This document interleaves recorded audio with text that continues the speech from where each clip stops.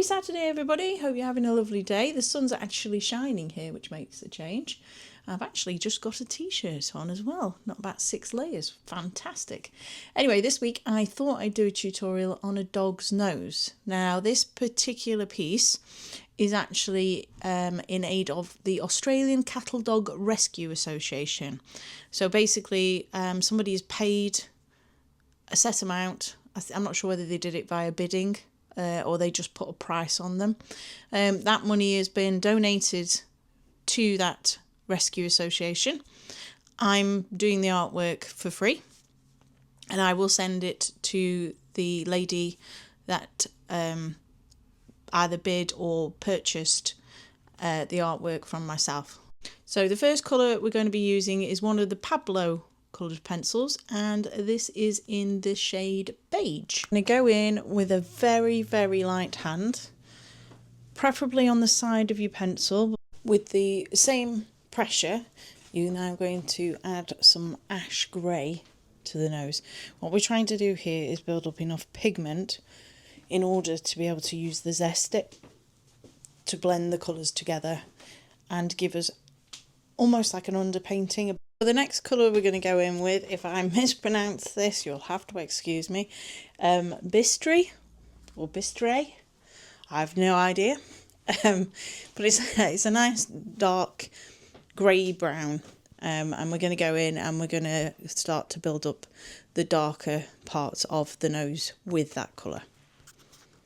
Still in the Pablo range, we're going to add steel grey, and we're popping this over the highlights. Now I'm going to blend this with the Zest It, which is a solvent. It's supposed to smell of oranges, it doesn't really, but it's specifically for coloured pencils. Adding some slate grey now to the darker areas of the nose. And again, we don't want a lot of pressure, we want to keep that tooth on the paper. Adding steel grey to the highlight.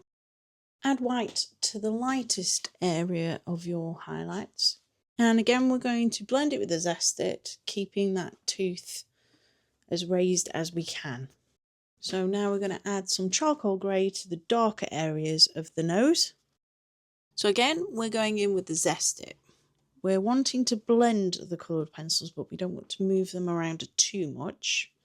Whilst we wait for that to dry, we're going to go in with the beige in the inner nostril area, followed by some of the Bistray or Bistray, however you pronounce it, and then a little bit of the charcoal grey. Blend with the Zest It again. This time I'm using a thinner brush, a smaller brush, just so that I can get in there without ending up with the coloured pencils going everywhere. Back in with the charcoal grey just to darken those areas.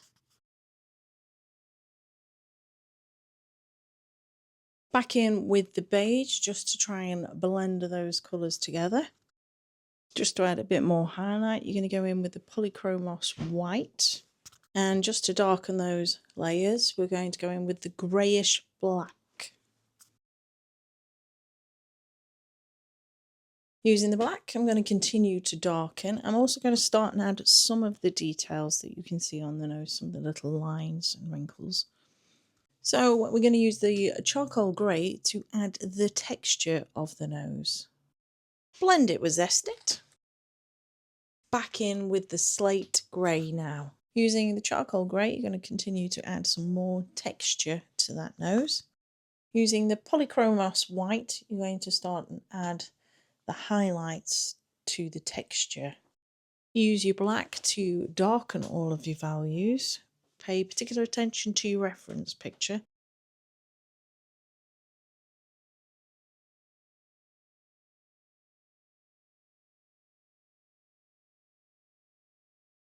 In with a beige, that's just to bring the highlights back again.